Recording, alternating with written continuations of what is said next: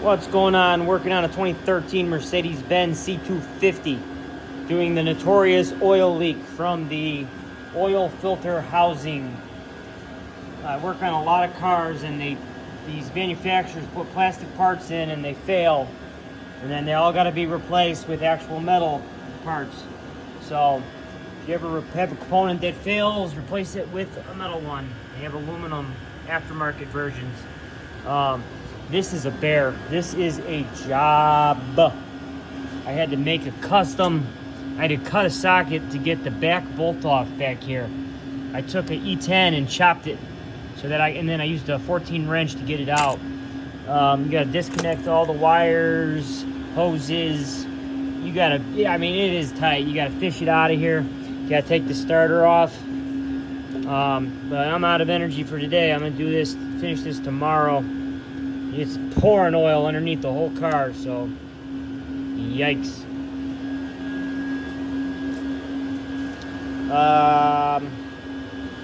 You gotta disconnect. Let's see here. This hose was routed under there. You gotta squeak that out. You gotta chop off.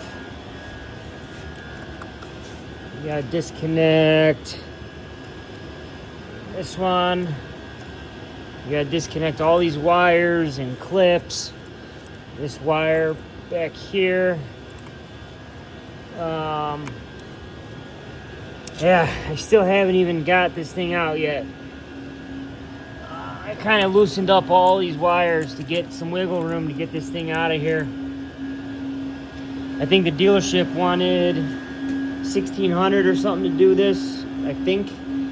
I'm doing this for there's about $100 for this on Amazon or eBay, and then about $30 for the intake gasket. So, and then I'm changing the oil, which was another $60. So, what is that? $190 plus my labor charge. So, quite the deal. Quite the deal. I'm gonna clean up all the gook off here.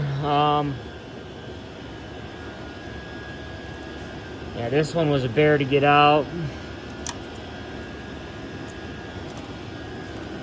This clipping down here, you gotta pry this up.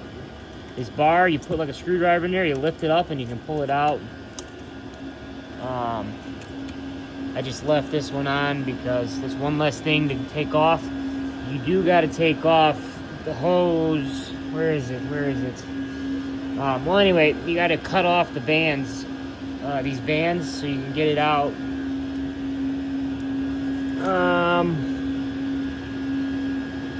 What else do we got? I kind of fished this stuff up and out of the way. Not looking forward to putting this back in, that's for sure. All right. I don't know the torques yet. I gotta look up the torque specs.